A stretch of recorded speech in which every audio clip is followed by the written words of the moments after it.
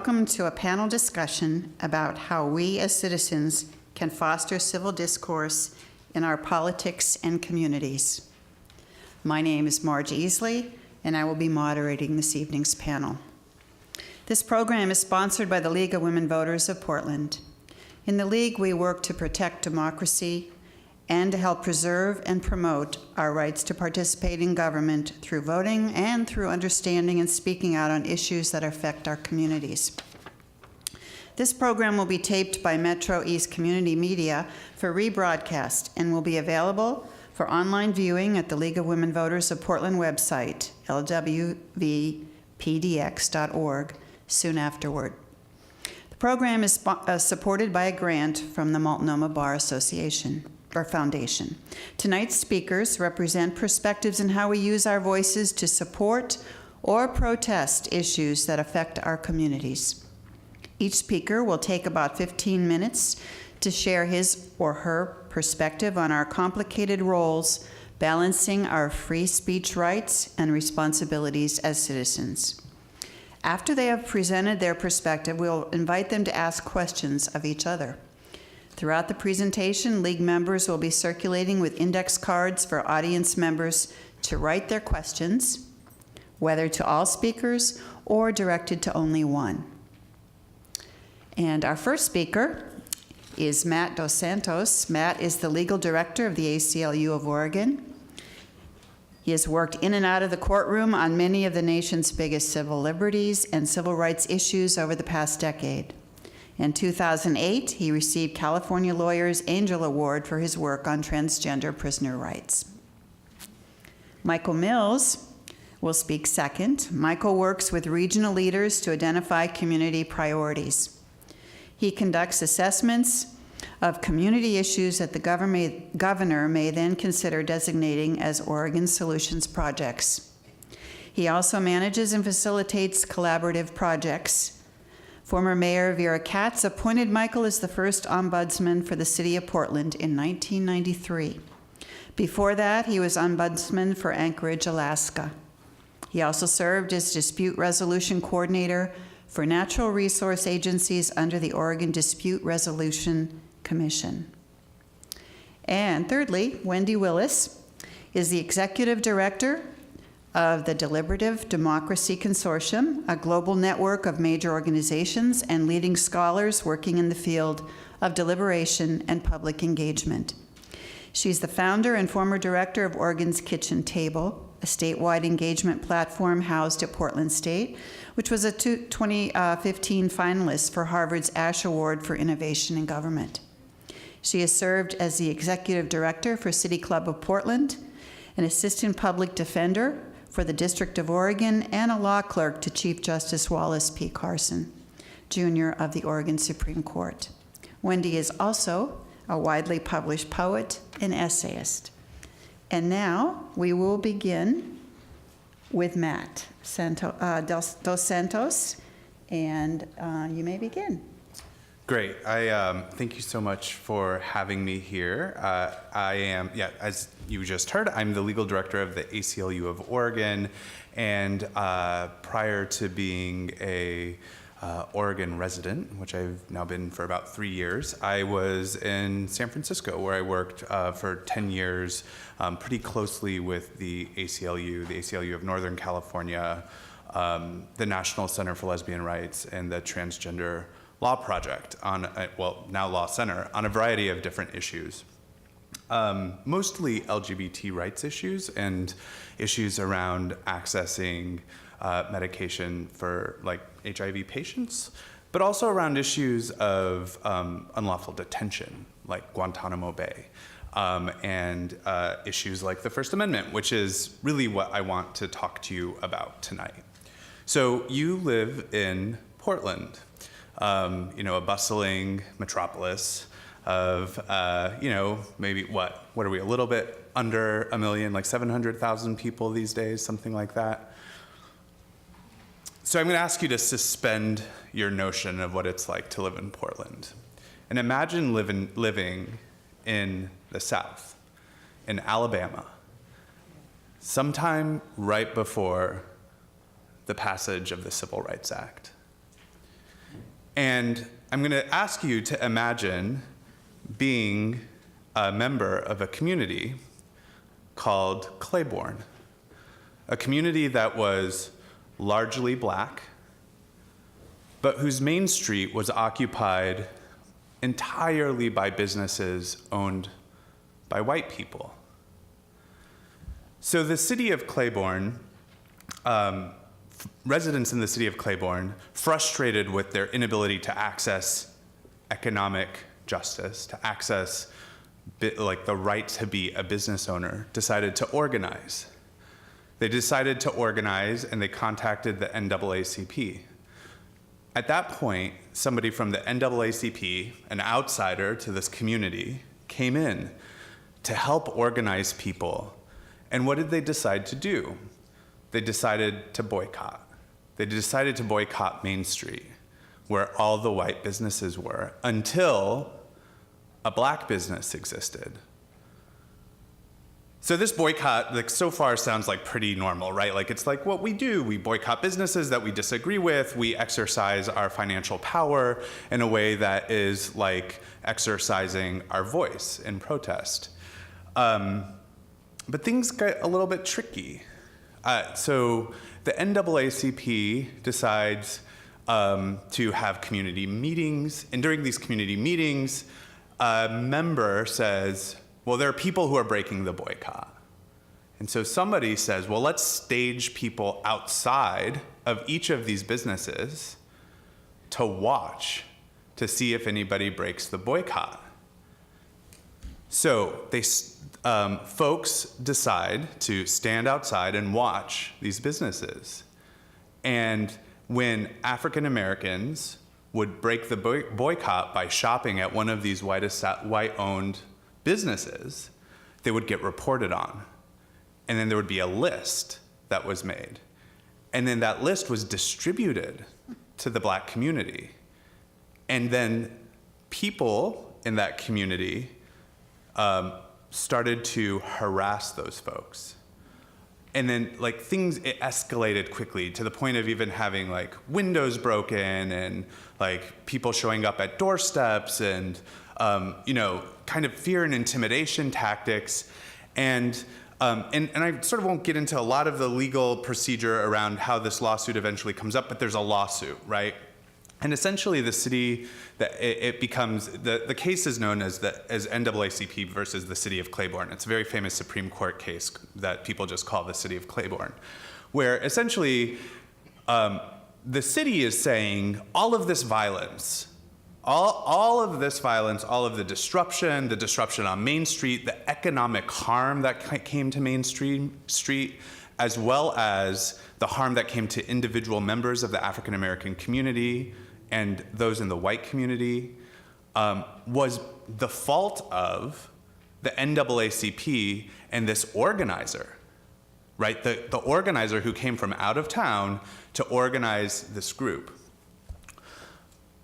So in a pretty famous, case, right? Like I said, the Supreme Court said something along the lines of, no, that's not right. Actually, it's not his fault. It's not even NAACP's fault. It's the fault of, to the extent that there's fault to be had, of the individual actors who went to those homes to harass and intimidate. And that's not who the city of Claiborne sued. And the NAACP, in fact, has the right to organize, has the right to boycott. And if there is some ancillary disruption, that's just business in a democracy. So I bring up the city of Claiborne because I think it's like actually a really good anecdote for today and for some of the things that I think are stressors on democracy and democratic principles today. Over the last year, I think it's safe to say that Portland has seen its fair share of protest. And maybe more than its fair share, depending on your point of view. And that some of that has been like deeply disruptive to everyday life, right? I mean, you can sort of see and I think empathize with folks who are on the street, who, I mean, I remember seeing this vivid video of a woman who was just really frustrated because she couldn't take Max home. Because she needed to leave work and get home, right? Like after work. And Max had been disrupted because of a protest that had been, that had gone, across the Max tracks. And you can hear in her voice kind of this confusion, like there's, I think, empathy both for the fact that people are out protesting, meaning like, and I think she says, I don't know what they're protesting, but, and maybe that's their right to protest, but I just want to get home, right? And so I think that there's this, this tension, right, between everyday life in a democracy like ours and the fundamental rights that we have to petition our government and the various forms that that right has, including taking to the streets and protest. And I think that that this tension exists not accidentally, right? That the framing fathers of the Constitution, right, the folks who thought about the Constitution and the First Amendment actually had in their mind just this kind of disruption. And perhaps they weren't thinking about public transit in a city in the Pacific Northwest, but they certainly were thinking about the seizure of goods off of a boat in the Boston Harbor. And they were certainly thinking about the failure to abide by rules of a monarchy that had forbidden them from practicing the religion that they wanted to practice, or to practice no religion at all. And so that tension, right, I think we can think of as a cost, right? And the question that I hope to posit, not answer, and I'm not sure that any of us could really meaningfully answer it, is whether we think collectively that cost is worth paying for, right? That the society that we live in, which allows us to take to the streets, but also means that we might be that person stuck in traffic or unable to meet our daily obligations because of that cost, whether that's worth it. So you can probably, you probably know what I think and whether I think it's worth it, but I really do want you to think about it and think about whether it's worth it. Because I think that what we'll see as the next few years unfold is a country that has to grapple with that cost. And maybe even more so than we've ever grappled with it before, as we see views polarizing. Something that I actually don't think is particularly healthy for a democracy, to become more and more polarized over time. But that hopefully that cost actually shifts viewpoints back, right? Because people start getting tired of paying a cost and will sort of normalize. And I think we can talk a little bit more about that. So I think in sort of closing these opening remarks, I would say that there's a lot of good to be had out of what has happened over the last year. And that is that the amount of attention that people are paying to fundamental rights, including the First Amendment right to speech and the potential restriction on media, like a free press, is unlike anything we've seen, at least in a few decades, if not longer. And that is actually quite good for us, even if right now it's incredibly uncomfortable. Okay, thank you, Matt. And now we'll hear from Michael Mills. Thank you, Matt, and thank you for having the three of us here. It's an honor to be here with distinguished folks. But Matt, I just want to give a little anecdote after hearing. Thank you, Debbie. Well, both Debbies. I know most of the Debbies in the room here, I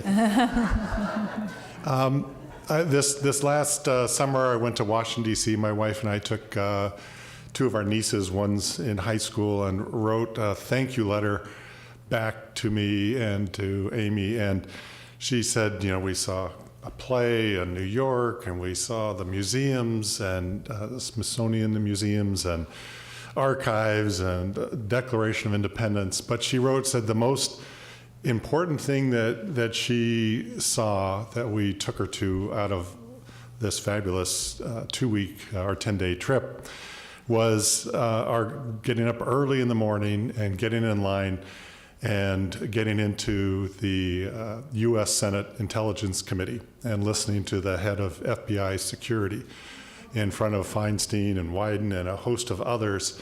And she said that was the thing that would stick with her most. And I just said, boy, that was worth it. She's engaged. She realizes the importance of her potential role in democracy, and it's not something 3,000 miles away that she has no influence or no interest in. So I just thought I'd throw that out because just your point about being involved and the price we pay is pertinent. Well, I want to talk just kind of in context of a journey in civil and uncivil engagement through, and I'll put it in context of my career because I think it sort of follows a transition that's pertinent to our discussion. I started when I was still in college working on a project in North Bonneville, Washington, on the Washington side of the Columbia River at Bonneville Dam. The Corps of Engineers had proposed a second powerhouse at Bonneville Dam. The cost-benefit ratio was off the chart. The country was on the tail end of an energy crisis. There was just no question that this was a brilliant idea to harness the water that was going over spillways rather than through generators and add new generators on the Washington shore. And the only thing that needed to be done was to move this small town of 650 people on the Washington shore to a new town. And I'll try not to make a long story out of it, but the whole 7 years that I was there was fraught with controversy. It was litigation, it was distrust, it was personal. It was just the more the Corps of Engineers pushed because they didn't want to set a national precedent for relocating towns. This was the first community in the United States that fell under new legislation. The Uniform Relocation Act allowed a community that was being moved with the use of federal dollars to actually plan and design their new community. And it doesn't matter whether it's Niobrara, Nebraska, or downtown Portland. Anywhere there's federal dollars on a project that causes a relocation, a community now has the power to say we want to have a hand in the design. We don't want to disperse. We want to stay as a community. I don't know if it's actually ever been applied since the North Bonneville case, but in the past, Arlington, Boardman, those communities were moved. The Corps of Engineers designed the town, said, here's your lots. There you go. We're done. We're done here. So, we would have meetings in the middle of the night in Portland with, at that time was Channel 2 KTU, and they would do stories that would support the town's interests. We were fighting to make sure that the town got built, that the people had an opportunity to have the say that they were entitled to their new community. It was the most controversial situation I was in for years. I started as an intern through Evergreen State College and ended up on the city council before I left. And the last final straw that saved the town, the town was presented with an option of building in the new community oversized capacity to meet the potential growth that the old town had. But the Corps of Engineers said, you need to show your financial capacity to pay your portion of those costs. And the town didn't have that. And a brilliant lawyer from Tacoma said, well, why don't we do this? Why don't we not get rid of the old town site that encompassed the powerhouse construction? We'll just annex the new town site and then apply the Washington State Business and Occupation tax on the $500 million project. And that saved the town and, of course, led to more litigation, but the town survived only because of that move. So that was sort of the worst example of having to fight tooth and nail to preserve the rights of a community. From there, I was the dispute resolution coordinator for the state of Oregon's natural resource agencies. And that was this sort of middle zone where I had the opportunity to bring in professional mediators from around the country and train the state agencies, the 10 at that time, natural resource agencies, environmental groups, industry groups. So there was a training and cultural shift that people started to understand as a result of those trainings, that they could resolve problems within the state of Oregon without having to go to court, and potentially often coming up with better resolutions. Just one example I'll give you real briefly is the Tillamook County. We had a situation where the 5 tributaries to the Tillamook Bay, the practice was going on from aggregate producers of, they called it scalping the gravel bars in the rivers. So when the rivers were low in the summer, they'd bring in heavy equipment and they couldn't work in the water per se, but they could scalp the top of the gravel bars. And environmentalists and fisheries folks were saying, well, that doesn't really negate the problems of sedimentation in the rivers, because as soon as the water goes up, all that turbulence goes in. So I was able to get a mediator to handle the case, and through about 6 meetings, they were able to focus in on the interests of all the parties and recognizing the need for aggregate, and came up with a plan to phase out the scalping of the gravel bars over a 7-year period, and eventually end it, but do it in a way that other sources could be identified, and with the eventual outcome of ending that practice that was harmful to the fish in the river. The next step was the Ombudsman office for the city of Portland. Former U.S. Attorney Sid Lezak had been advocating for an ombudsman office with Bud Clark. That wasn't successful. He made inroads with the candidate then to become Mayor, Vera Katz. And after she was elected, I got a call from Sam Adams, her chief of staff, and Vera to talk about, well, actually, the call was, I sat down with Sam Adams, and he said, why do you want this job? And I said, what job is it? And it's a project manager job. And I said, I don't want a project manager job. And he goes, why are you here? And I said, well, I want to start an ombudsman office. And he looks over to Vera, who's off in the corner of Pac West, and she goes, yeah, I want to hear about this. So she came over, and we spent 45 minutes talking about it, and Vera said that this was a concept that she wanted to implement for the city. She thought it would increase the accountability that the city government would have to the citizens and the public of Portland. And so it started in January of 93. We started the Ombudsman office. And the Ombudsman office, in terms of engagement, it was an opportunity for people that don't have easy access to city government, that can't pick up the phone and get a call back from a commissioner or elected official, gave them an opportunity to bring their concerns and grievances to an office that could independently investigate the complaint and come up with, if need be, a public recommendation. So there are still very few ombudsman offices in the United States. A lot of governments are fearful of setting up an office that has that independence to investigate, look at any records, keeping confidential certain records that are confidential by law, and reporting on those and calling it the way you see it, sort of like being a judge without powers for implementation. And she was willing to do that.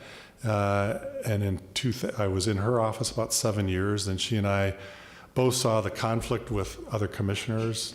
There were commissioners that thought that the ombudsman function, being in the mayor's office, was a political tool that the mayor could use against their particular bureaus that they were assigned. So I left, and the city council decided to put the ombudsman function under the city auditor. And that was the most independent way you could do it in this government. Internationally, it's under the legislative branch for independence, therefore investigating the executive branch administrative functions of a city. But Portland being Portland, we don't have two branches of government. We have one that sandwiches together executive and the legislative into one body. So that's why it ended up under the city auditor.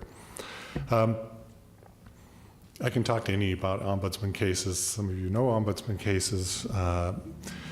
I'll move on to Oregon Solutions because I think that's on the furthest end of the spectrum, where we have 3 programs. Wendy's going to talk to her about her program, but what I'm involved with is Oregon Solutions and Oregon Consensus. So it's the state's collaborative governance model housed at Portland State University. And Oregon Solutions, where I spend most of my time, is an opportunity for facilitation and alignment of resources of priority projects as selected by community leaders. There's 10 regions throughout the state of Oregon that the governor has a regional solutions coordinator, and they work with leaders in the community to say, here are our priorities for our community that need to be addressed, that can't be addressed by any one entity. They're just too complicated. And so Oregon Solutions can do an assessment, and if we find that it meets the criteria, it's a good candidate, then we will take it to Governor Brown and ask her to designate it an Oregon Solutions project. That enables us to bring in some matching funds from the legislature and work with the community to get a project off and running. And we facilitate and manage the project under the direction of the, is my time up? Mm-hmm.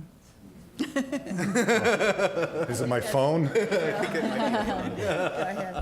So if the governor designates it, then she designates 2 co-conveners, leaders within the community that have credibility, that elevates the project, and it helps get agencies and the public participating in a project. And one of the unique things that I'll add to that is at the end of the project, we'll have everyone sign a document they call a Declaration of Cooperation. It's not a legal document, but it's a good faith handshake that says, I'll try to pursue a grant, or I'll provide information to my neighborhood association, or I'll provide meeting space, or I'll set up a website, or whatever it might be. And we revisit the project. We bring everybody back together usually a year or so afterwards and evaluate how did we do. We try not to beat up people if they didn't follow through with their commitments, but we say, what happened? What did we succeed on towards our objectives? What did we fail on? And if we failed to accomplish some things, how do we proceed and accomplish those last remaining issues to get where we wanted to get? And just a couple of projects in the Portland area, the historic Columbia River Highway congestion was one that I was involved with, ended a year ago, to try to reduce congestion, improve public safety. We had Representative Diane McKeel, formerly of this desk here, as one of the co-conveners, and Representative Mark Johnson from the legislature. We worked on the Lentz Generations Project and on a multi-generational housing education project that the housing's completed and the educational components being worked on now.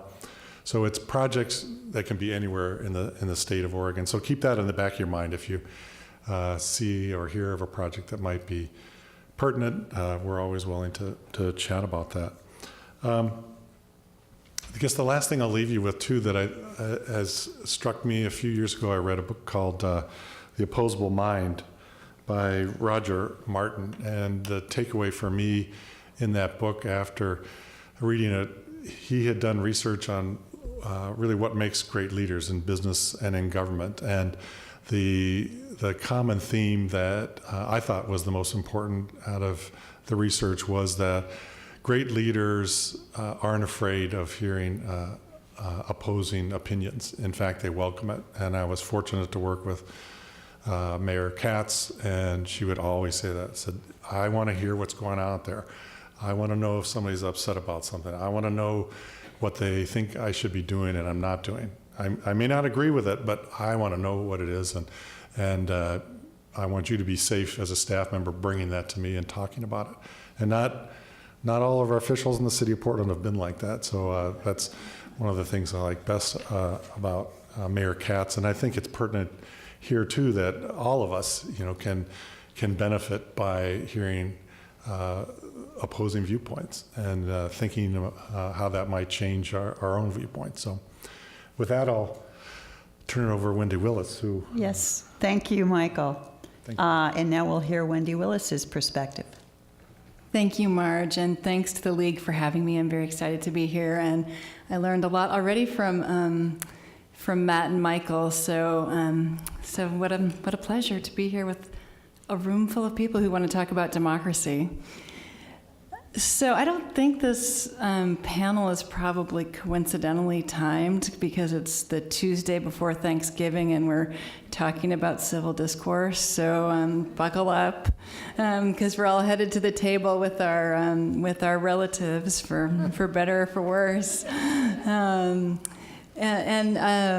do love this topic. Because I spend most of my time, although I'm a lawyer, I spend most of my time now thinking about how Americans, particularly, can participate in decisions that affect their lives. And so whether that be public policy decisions or working with one another to make their communities a better place, even if it doesn't require a specific policy decision. And when we think about civility or incivility, that really affects our ability to do those things, right? And so I just want to be clear that I don't actually think either protest or conflict are inherently uncivil. But I do think that we're in a toxic soup of incivility that we need to really think about, and that there are tensions, like Matt said, and one of the ways that I think about the tensions is decades and decades and decades of public opinion research will tell us that Americans actually have a kind of bucket of values that they share, but how they prioritize them is where things start to break down. And if we're just going to be sort of like, make some gross generalizations about this question, the question of individual expression, and the question of connecting with others, most Americans share both of those values. But when you start to think about civility and incivility and how we speak to one another, how we rank those things in a particular moment affect our behavior and whether we're seen as civil or uncivil, even in individual relationships, right? Whether we're willing to call someone out for their behavior, or whether we'll go along because we want to connect with others, or there's a power dynamic that we're in respect of. And I have to say, I get a little jumpy about the idea of civility for its own sake, that's a value in and of itself. But the kind of sharpness and lack of listening and personal attacks are corrosive to our ability to work together as a populace. And I want to challenge us to think about whether that's accidental, or whether, in fact, that kind of incivility is being fostered in our public discourse. I don't know. Do any of you get the Axios morning email that comes at about 3:45 a.m.? So a guy named Mike Allen, who used to write for Politico, and a former Washington Post reporter, Jim Vandehey, send out a tip sheet every morning, and they send it out at 6:45 on the East Coast, so we get it at 3:45 here. And Jim Vandehey wrote a piece this morning, actually. Basically, there's a swear word, and I know this is on TV, so I'm not going to tell you what the actual headline was, but it essentially asks, what's happened to American democracy?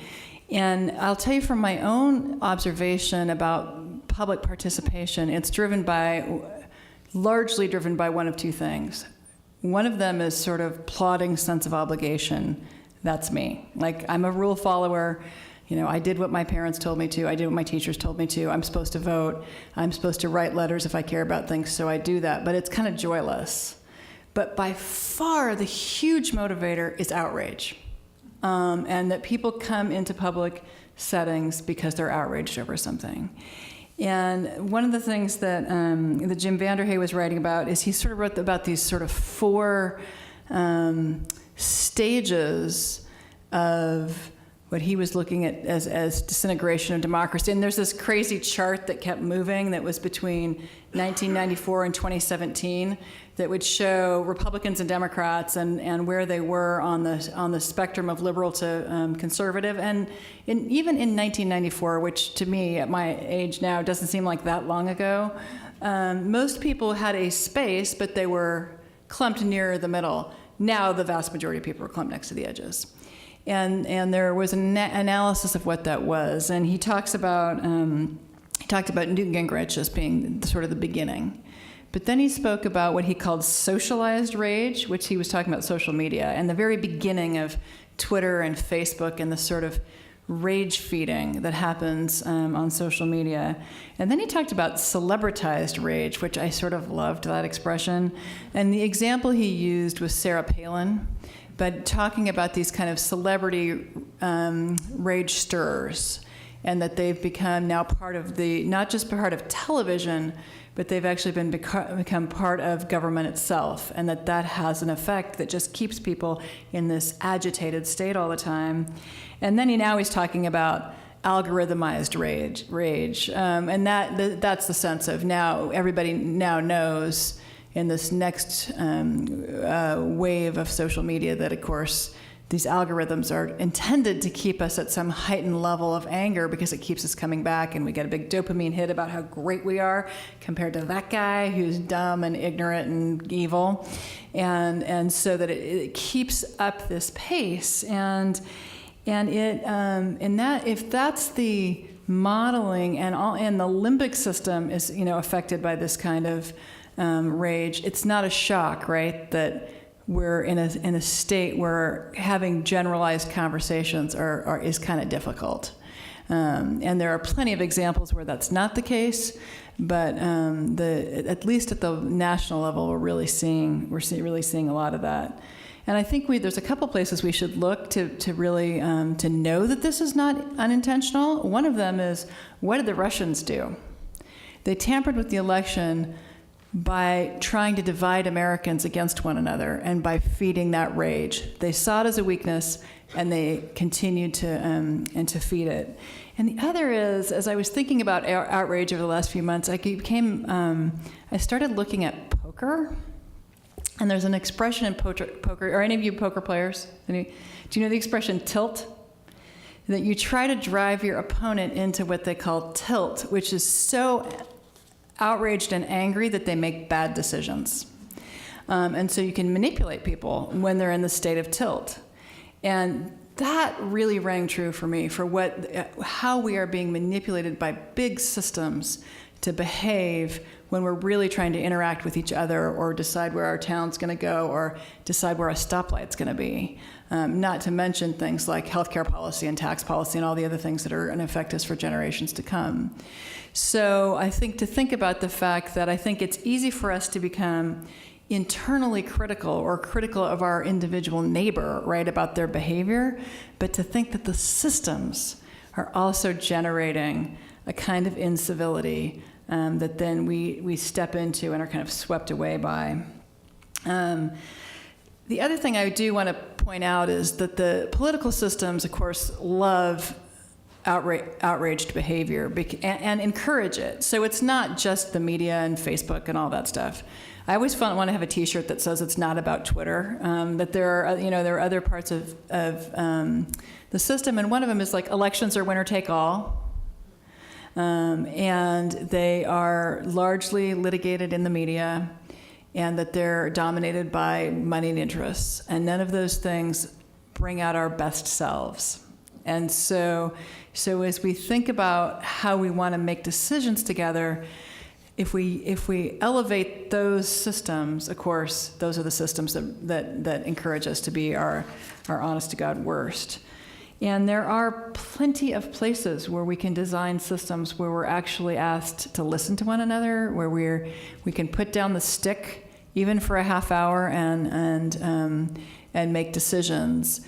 Now, those are also manipulable, and we have to be aware of that, but that they are available to us. One of the things, I read a great article in The Atlantic a while ago about Black Lives Matter, and how Black Lives Matter is a deeply democratic movement internally. That it's super consensus-driven, that decisions take a long, long time to happen inside the leadership of the movement, because of this idea that we're not going to leave anybody behind until the decision's made in a way that makes a lot of sense. And so there are these deep examples of democratic practices, either in local government or in inside of workplaces or churches or synagogues, but also inside of social movements themselves are places that we can learn a lot about democratic practices. One thing else, one tiny point I'll make about that is that it makes sense to think about making sure that these systems aren't designed to sort of be power blind. So it's like if we set the table and we hear everyone's voice, then they're all going to get along, without recognizing that some outrage is completely legit, and it's a way to make sure, it's a way to try to rebalance power, right? And so not to just to suggest that outrage is necessarily uncivil or uncalled for or irrational. And so to think about the places where, when we start to see anger emerge, what's behind that anger, and what's underneath of it.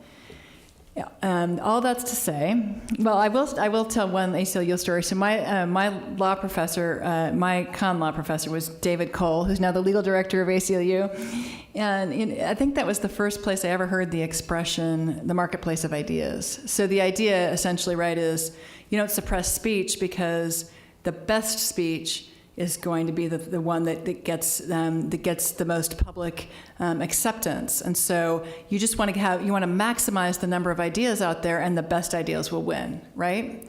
And so I'm sitting there at 24 years old, listening to adorable David Cole, who can't look at you. He was so pathologically shy at that point that he would look at the ground and then walk to the edge of the carpet and turn around, never looking up except to turn around, and was talking. We presented this idea of the marketplace, which I'm thinking about is the farmers market 21st and Hawthorne, and it's like, if my broccoli is the freshest, then necessarily you're going to buy my broccoli, and now the marketplace is that broccoli seller at 21st and Hawthorne and Monsanto. And so that those are not level playing fields. And so if we're going to use this metaphor of the marketplace as we think about free speech issues, I think it makes sense to think about what the power imbalances in those markets are, and recognizing that pure markets are fictitious, and that there are ways to think about power inside of that. So that's all the stuff about institutions, and I think we really need to think about it and be super critical of institutions and recognize when we're being manipulated by it. But I also want us to say, it's on us too to think about how we want to be, not just at the Thanksgiving table, but in the public square. And one of my very, very most biggest democratic heroes is Václav Havel, who, as many of you know, probably most of you know, was a playwright and Nobel laureate, and then eventually was imprisoned for being an activist for many years, and then became the president of the Czech Republic, and actually oversaw the breakup of Czechoslovakia. But Havel, early in his activism, wrote a really famous essay called The Power of the Powerless. And his example is this greengrocer. And the greengrocer every day walks out and puts up a sign that says, power to the people. And Havel says, whether he believes in power to the people or not, he puts it out there to say, don't bug me, I'm going to go along with the ideology of a repressive state, and it's not really a statement of idea, it's a statement of I'm going to comply. And the moment that the greengrocer decides not to put the sign up and not comply, that actually starts to erode authoritarianism. And then individual actions, both psychological and spiritual, and very symbolic, can start to erode the power of an authoritarian state. And so as I think about, like, yes, I know I'm being manipulated by my phone, and I'm being manipulated by the news that I consume in vast quantities. I also know it's my responsibility to think, how am I going to comply or not comply with anti-democratic forces? And so as we think about how we want to show up in these conversations, I think of the greengrocer. And try to make some decisions about how what I want to feed and what I want to starve. So thank you very much, and I'm looking forward to hearing more. Thank you, Wendy. Now, this is where we get to have a conversation. And I would like to invite each of you on the panel to address one or two questions or comments to each other. And so, Matt, do you have any questions for the other two panelists? Oh yeah, I'm just really excited about asking this question of Wendy. So I love this idea that the marketplace of ideas, right, like that sort of concept that has been thrown around in con law now for decades, if not since basically the 1920s, has maybe gone too far, right? And because on the one hand, right, I think you have this like Twitter and Facebook and like other elements of social media really democratize information, right? Because we get to participate in sharing the news as we write it, and as we characterize it in a way that we maybe could not have, say, even 10 or 20 years ago. And so on the one hand, people have more access to information, more ability to share information that they care about, right? And even the ability to like make information, like to tell their own stories in ways that isn't hindered by the kind of gatekeeper. And we can call that, I think you use the broccoli versus Monsanto is really a great analogy. I think of it as kind of like, like the Sinclair Media Group, or like the people who like control the media, right?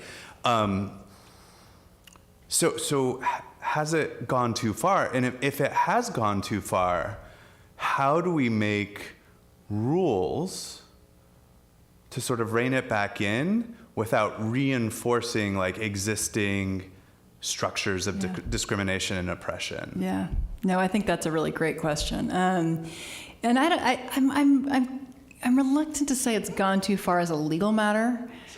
First of all, because my con law is a little rusty, but I'm not reluctant to say that the metaphor may be challenged, and that another metaphor for free speech may be the one. We may need to think about new metaphors.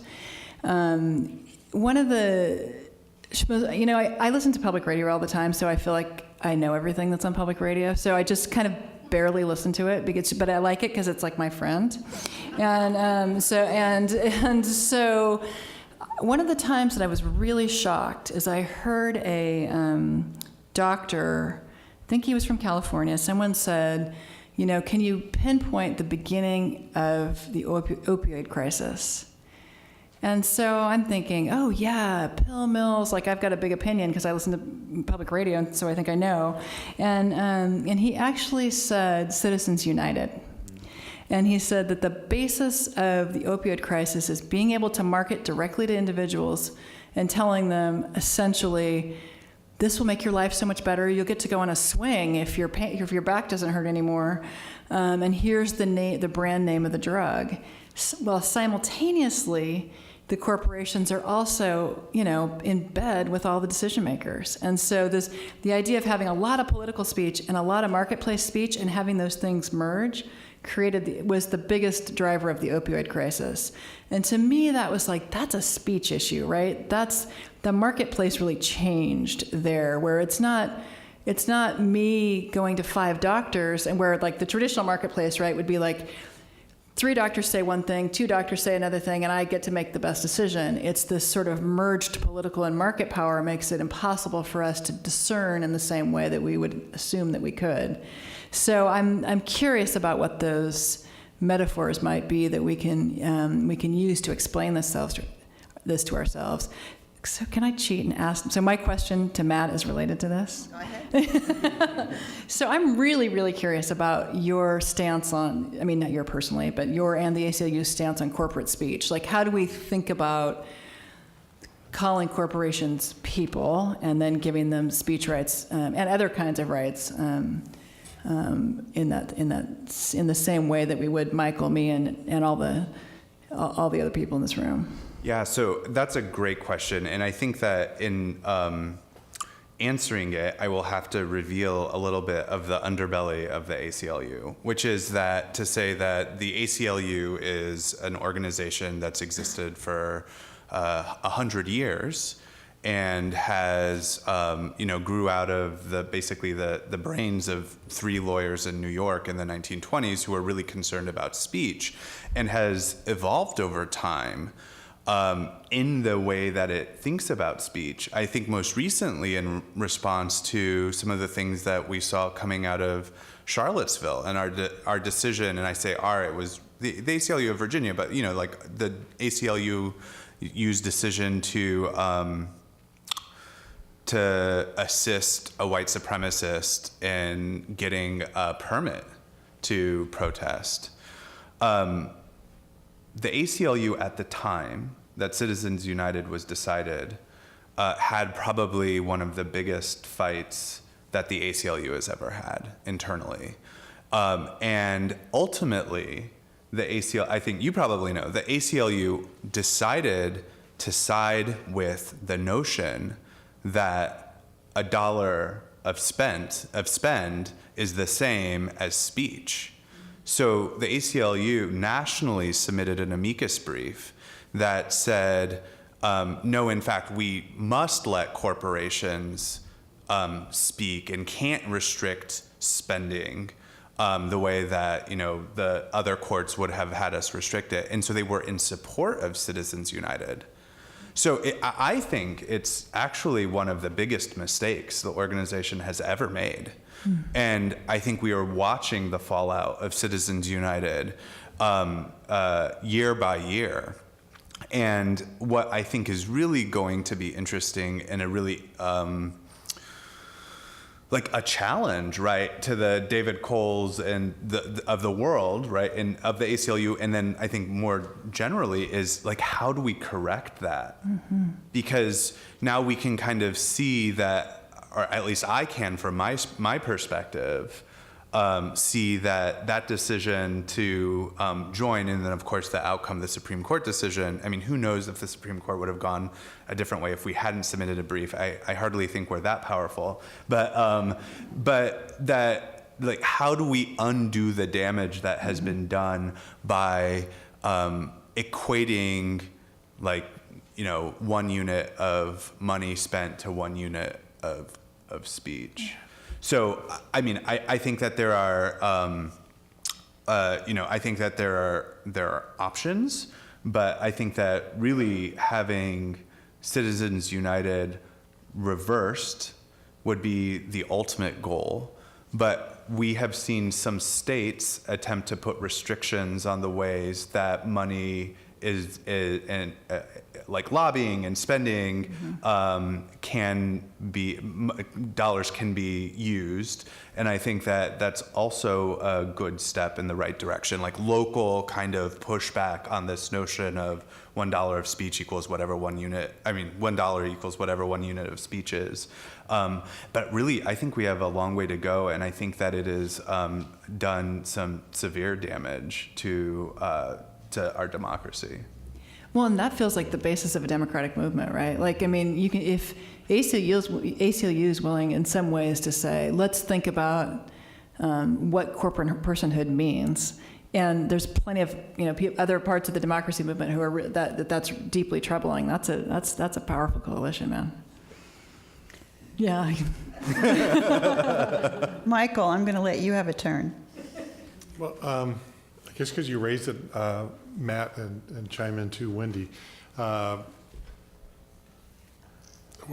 would you do if you were in control of Facebook to try to put on measures that could alleviate the problems that we've seen? I dropped off Facebook, before the last election because I had written to Facebook and said these are certain posts that I don't think they're hate-filled, and I think they should be reviewed and removed. And everyone that I sent in, they said they didn't agree with that. So I haven't been on Facebook for over a year. But if you had the ability to set some controls to eliminate hate material from Facebook, how would you go about doing that? Mm-hmm.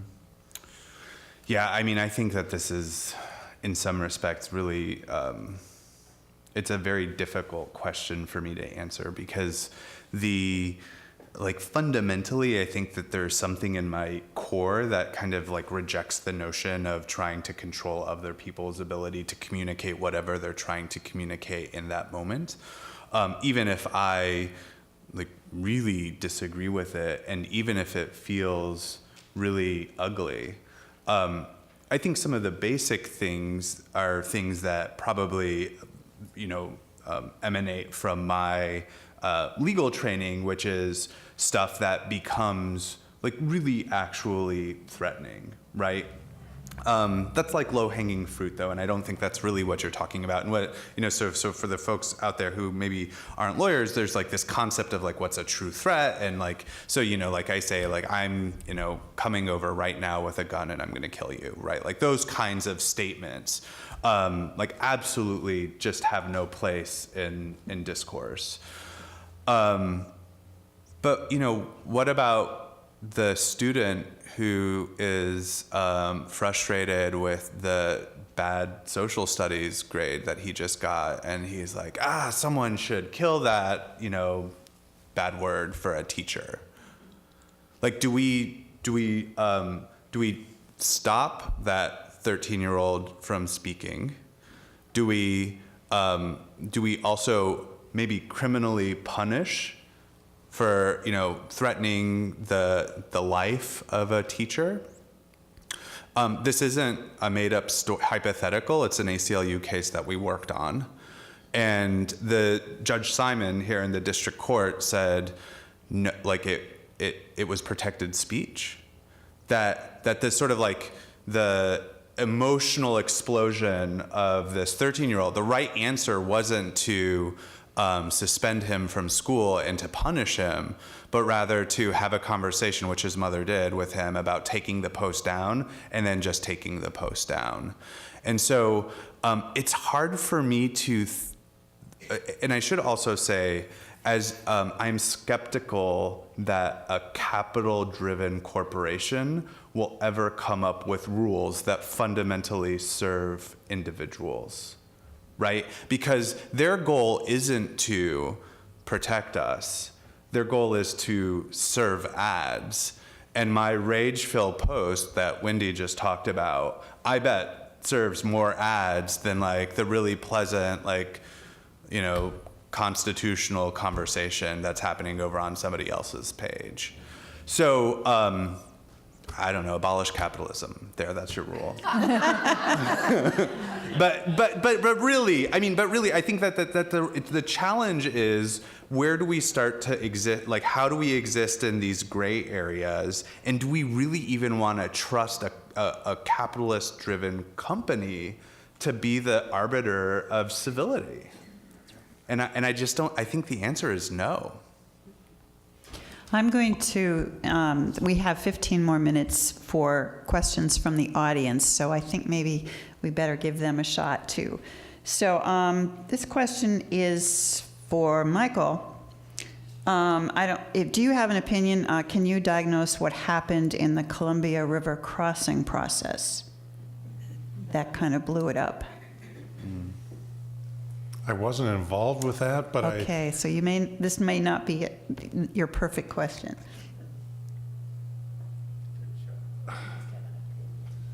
you guys can help me out on it. I think it got,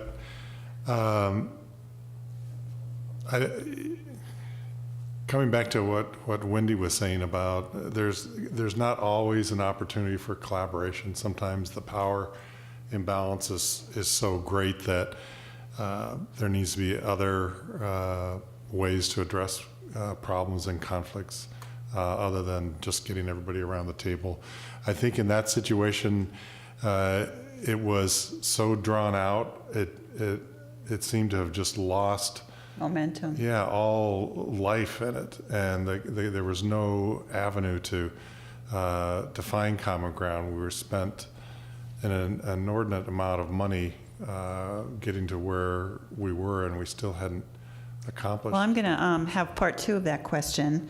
Someone else asked, what are some specific tools that you are very familiar with that are used to help people with differing viewpoints and interests be able to hear each other and problem solve with each other?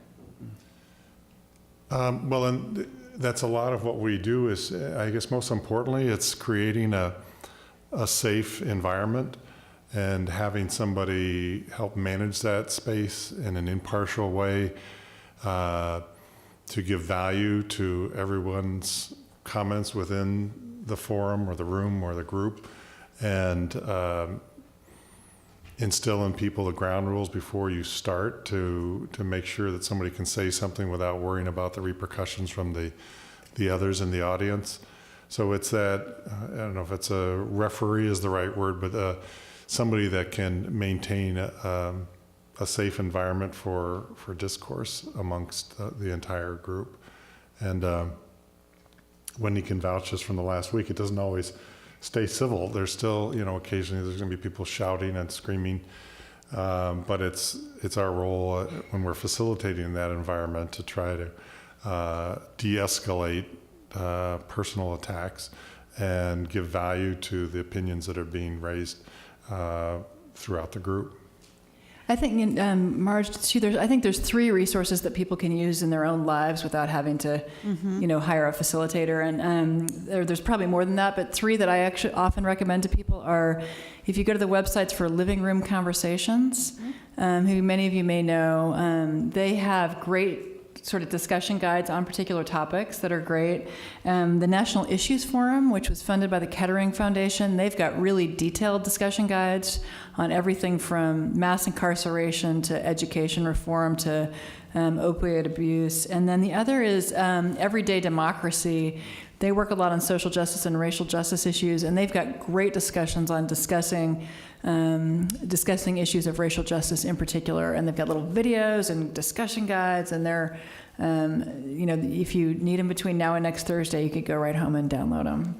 I vouch for all of those. Thank you for those suggestions. One Yes, quick thing certainly. too. I was actually just at something in Atlanta this weekend, and someone posed a question that I thought was really valuable to this, which was to, at the beginning of every conversation, especially when you feel yourself like, that temperature rising in the back of your neck as someone is saying something like that just doesn't jive with you, like that, to ask yourself, like, what is my vantage point? Right? Like, how do I see this problem? And can I actually identify that other person's vantage point? And even if I ultimately disagree with them, can I understand how they got there? Mm-hmm. And it felt very powerful in that moment as I'm trying to understand the complexities of that conversation. Okay. Well, here's a real life problem, and Matt, you might want to tackle this one.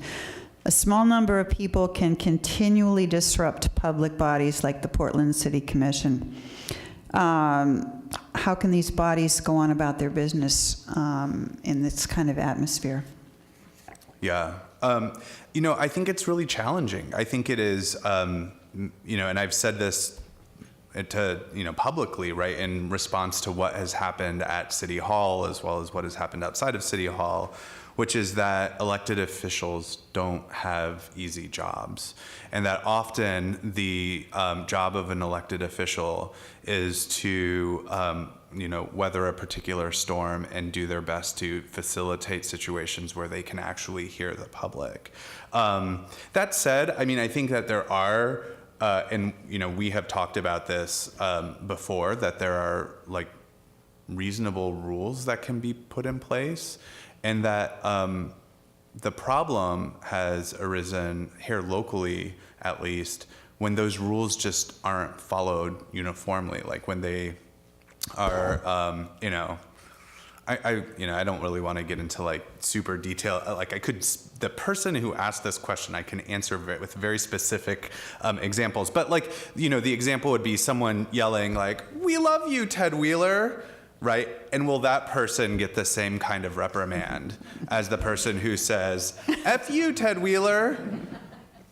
I mean, and it's a natural thing, right? Because like elected officials are humans, and that they have like an emotional reaction to being called ugly names. I mean, there have been some ugly names. And so I actually am like deeply empathetic, and I think that it's something that I think has gotten better as at least locally in Portland, City Council has started to actually like establish rules and apply them. Question for Wendy. Can we use the concepts of short-term and long-term thinking based in different parts of the brain to guide us in how to be civil to one another in our political discourse? I think that's a great question. I mean, I don't know exactly what the thinking behind short-term and long-term, but I was really thinking about this idea of recognizing where we are when we're talking about Facebook. Like, we are not even adolescents. We are pre-adolescents in dealing with the input, the amount of input that we're dealing with. And so I'm sure, the printing press led to some similar conversations about, like, if you can broadcast everyone's opinion, how are we going to control that? And so I think just to in some ways to just put ourselves, to be aware of where we are in the spectrum of history, I think is really helpful. And I think what the question might be getting at is to try to say, how do we trigger thinking toward the long-term common good rather than the short-term individual good? And there are lots of great frameworks for having dialogues that try to put people in the space of looking out for the common good, asking them to look out for the common good in the dialogue. But they're not fast, and they're not 3 minutes at the microphone. Let's see. This isn't a question that comes up in my work with the legislature.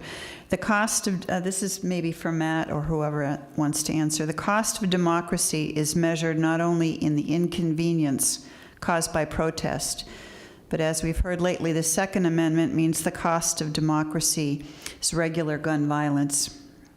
Are these equivalent arguments? That was an awesome question. Yeah, I mean, I don't think so.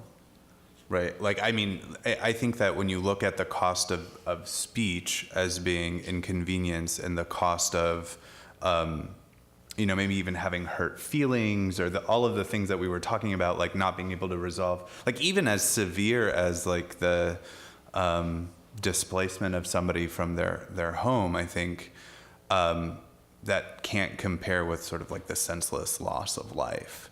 And like I don't think it's any secret that I am not like a huge Second Amendment supporter, but I think that the Second Amendment and that conversation has been perverted over the course of the last 60 years. And for those of you who were around prior to the 1950s, you will know that the Second Amendment did not exist in the state that it exists now. And somehow we have amnesia about what the Second Amendment looked like before the current line of court cases that have expanded rights and access to guns. And I would actually encourage you to read David Cole. We keep coming back to. I'm going to write David and tell him we talked about him all night long. David Cole actually just wrote a great book, and one of the subjects was how. So the book is actually about how citizens can get involved in, like the public can get involved in change.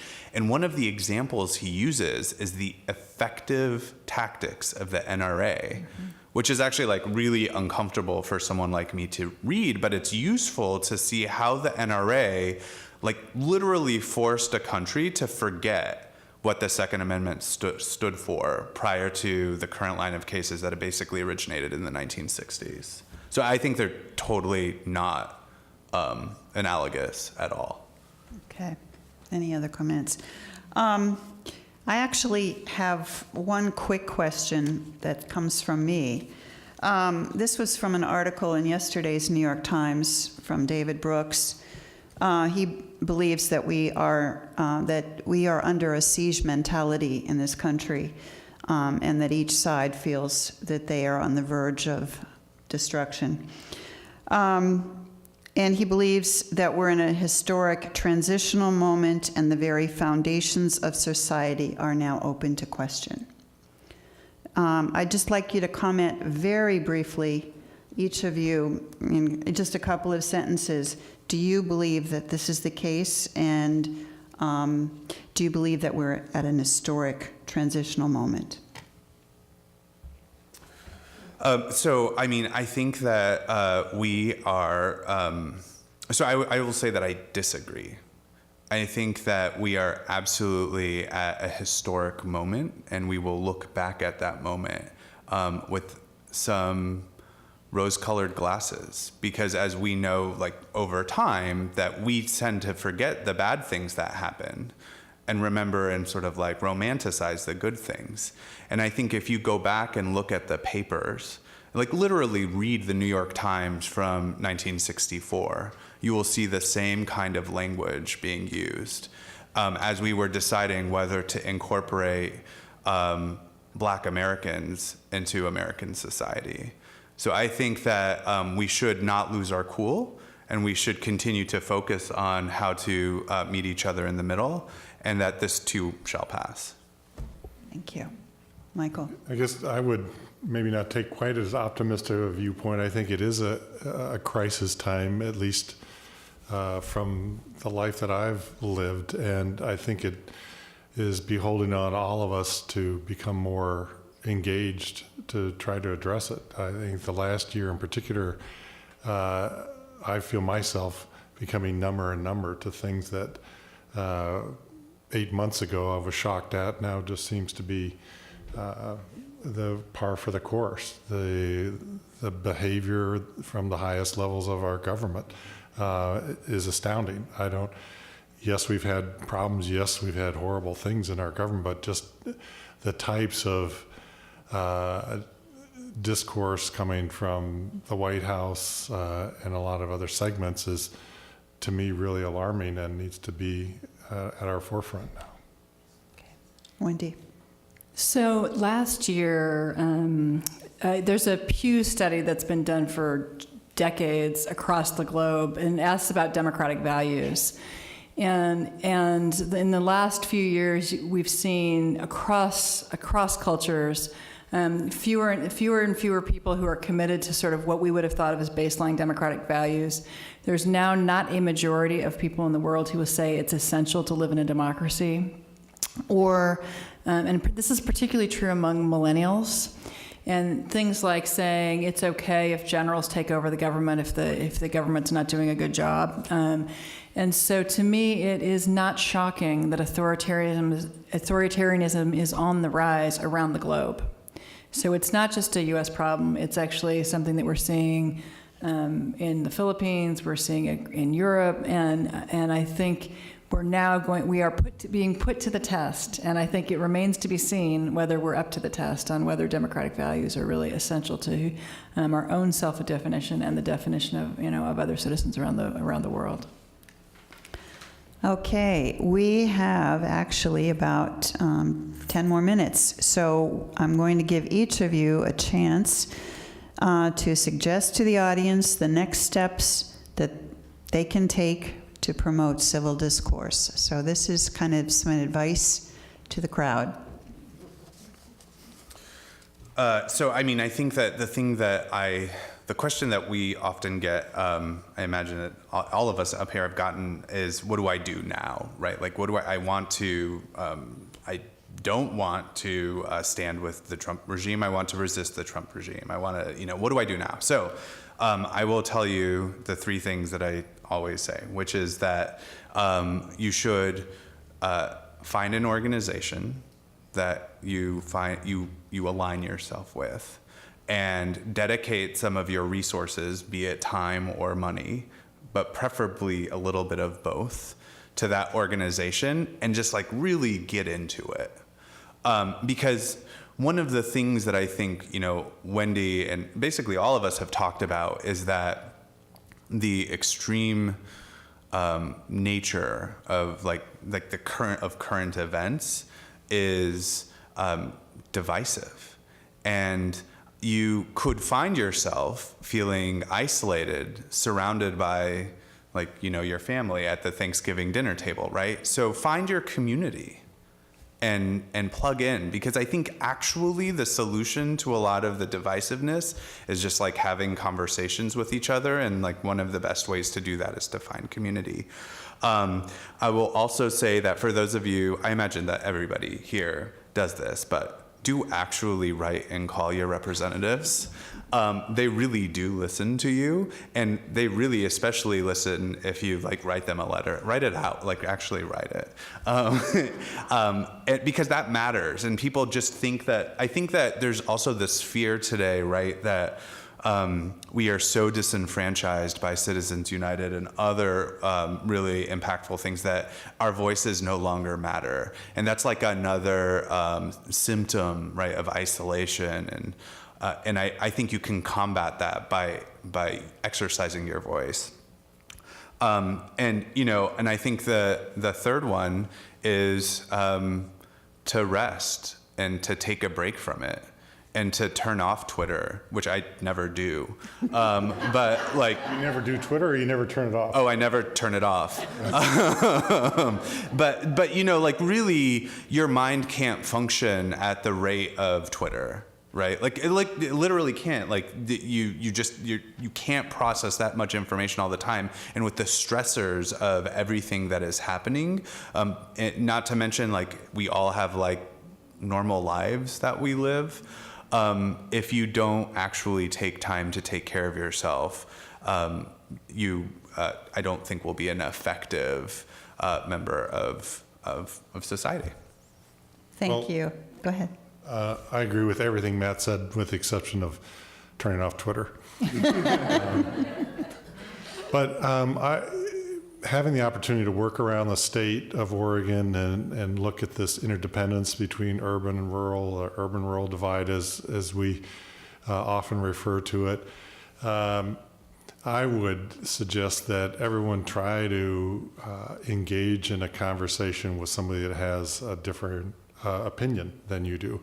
And you can start with the ones that aren't that difficult, just with other Oregonians that may have a difference on a land use issue, or you don't have to start with abortion. You can start with some of the easier topics and just try to get to understand what's behind that thinking, and how to have a civil conversation with somebody that you might disagree with. And I tend to find that more and more important in my life, and I'm going down to Port Orford this Friday to work on a project with their rebuilding of a port building that's falling down, and looking at some of the county commissioners and the port folks, I just cringe at what I've read there. But I push myself to say, I want to have a conversation with that individual. I want to understand why they have come up with the opinions, and maybe I can influence their opinions, and maybe they can influence mine. And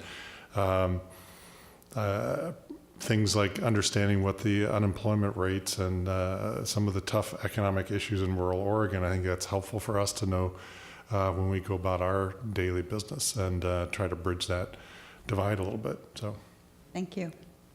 Great, thanks. First of all, join the ACLU. I will say that the day after the first travel ban, I was so worked up that I got up early in the morning and just started giving gift ACLU memberships to everybody in my family. So many that I was blocked from giving any more. And We unblocked you? yeah, you've unblocked me now. Okay, But they were like, "This has got to be a robot." But I think these are like the five rules for Thanksgiving. And the first, I think, is just monitor your input.